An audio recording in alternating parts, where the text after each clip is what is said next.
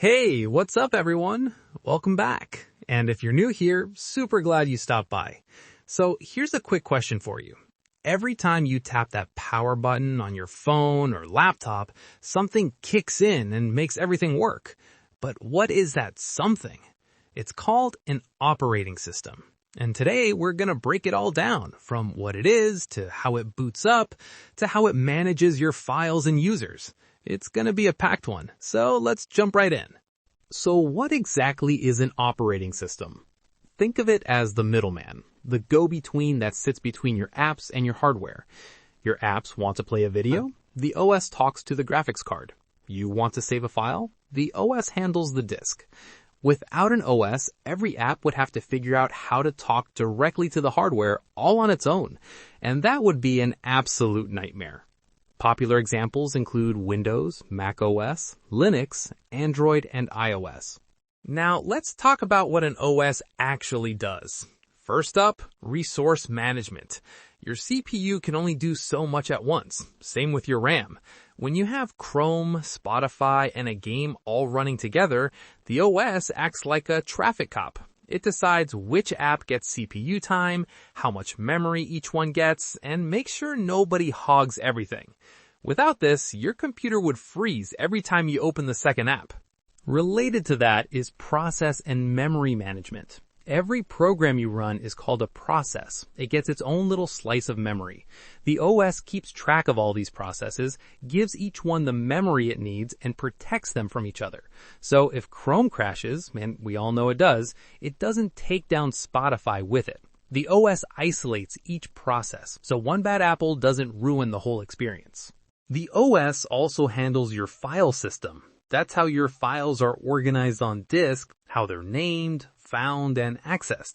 And it manages all your input and output devices too. Your keyboard, mouse, monitor, USB drives. Every time you plug something in, the OS figures out what it is and loads the right driver to make it work.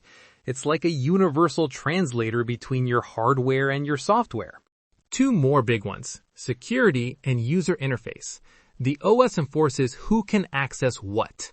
It uses passwords, permissions, and encryption to keep your data safe and stop unauthorized programs from messing with the system. And then there's the user interface, either a graphical one like Windows Desktop or Mac OS Finder, or a command line interface like the terminal in Linux. The UI is how you and I interact with all of that complexity underneath, made simple. Alright, let's dig into the engine room. The kernel is the absolute core of the operating system. It's the part that runs with the most privilege, meaning it can directly talk to your CPU, RAM, and devices. Everything else has to go through it. The kernel handles the really critical jobs, scheduling which process runs next, managing memory, and making system calls possible. It's always running in the background, quietly keeping everything in order. Here's something really cool. The OS divides memory into two zones, user space and kernel space. Your regular apps live in user space. They can't directly access hardware. That would be dangerous. Instead, they make a system call, which is basically a polite request to the kernel. Hey, please read this file for me. The kernel handles it in kernel space and sends the result back. This separation is a key security boundary that keeps the whole system stable. Now, the shell is your way of talking to the OS using text commands. When you open a terminal and type something like ls to list files or mkdir to make a folder, the shell interprets that and tells the kernel what to do. On Linux and Mac, you have shells like bash or zsh. On Windows, you have PowerShell or command prompt. Think of the shell as a translator. You speak human, the kernel speaks machine. The shell bridges the gap. Let's look at the different types of operating systems. First, batch OS. These were the early computers, where jobs were collected in batches and processed one after another, no user interaction. Then came time-sharing OS. This is where multiple users could use one computer at the same time by rapidly switching between tasks, giving the illusion that everyone has their own machine. And real-time OS, used in systems where timing is critical, like a robotic arm on an assembly line or an aircraft autopilot. A few more types. Distributed OS runs across multiple machines that work together as one system. Think of cloud computing. Your workload is split across hundreds of servers. Network OS focuses on managing shared resources on a network, like a file server in a company. And mobile OS, that's Android and iOS, designed specifically for touchscreens, battery efficiency, and app ecosystems. Each type is built for a specific use case, which is pretty fascinating when you think about it. Okay, this one is super cool. The OS boot process. When you press that power button, magic starts happening. First, the CPU wakes up and immediately jumps to a tiny program stored in a chip on the motherboard. That's the BIOS or UEFI firmware. This firmware runs a post, power on self-test, basically checking that your RAM, keyboard, and other hardware are working before handing control to the OS. After post, BIOS looks for a bootable device, usually your hard drive or SSD. It finds something called the bootloader. On Linux, that's grub. On Windows, it's the Windows Boot Manager. The bootloader's one job? Load the operating system kernel into memory. Once the kernel is loaded, it initializes all your drivers, mounts the file system, starts essential services, and boom, you get your login screen. All of that happens in just a few seconds. Pretty wild, right? People often mix these up, so let's clear it up once and for all. Firmware, including BIOS and UEFI, is basically software baked into hardware chips. It runs before anything else and does only one job: wake up the hardware and hand off to the OS. The operating system is what you're familiar with: Windows, Linux.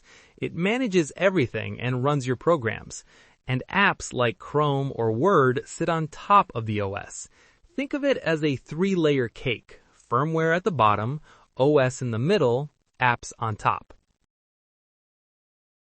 And while we're here, BIOS versus UEFI. BIOS is the old-school firmware standard. It's 16-bit, can only support disks up to 2 terabytes, and has that classic text-only interface. UEFI is the modern replacement. 64-bit, supports massive disks, has a graphical interface you can navigate with a mouse, supports secure boot, and boots way faster. Most computers made in the last decade use UEFI. If you've ever gone into your system settings before boot, chances are you're in UEFI. Alright, let's talk about file systems. When you save a file, the OS doesn't just throw it randomly on the disk. It uses a file system, a structured way to organize, store, and retrieve data. Different operating systems use different file systems. Windows uses NTFS, Linux commonly uses ext4, macOS uses APFS, and FAT32 is an old universal format, often used on USB drives because almost every OS can read it. The file system is basically the map of your storage. In a file system, every file has a path. That's its address on disk, like c:\users\john\documents. On Linux and Mac, paths start with a /, the root. Under the hood, most file systems use something called an inode, a tiny data structure that stores all the metadata about a file: its size, permissions, creation time, and where on disk the actual data lives. You never see inodes directly, but they're doing a lot of heavy lifting. Now, user management and permissions. Every modern OS has the concept of different users with different access levels. There's the administrator or root user, that's the super user with complete control over everything. And then there are standard users who can do their thing but can't mess with system files or other users' data. This is a critical security feature. It means that even if your account gets compromised, the attacker can't easily take over the whole system. On Linux and Unix-based systems, file permissions are represented as 3 sets of read, write, and execute rights, 1 set each for the owner, the group, and everyone else. You'll see it written like this: RWX R-X R-X. That means the owner can read, write, and run the file. The group can read and run it, but not write. And others can only read and run it. The chmod command lets you change these permissions. It looks cryptic at first, but makes total sense once you know the pattern.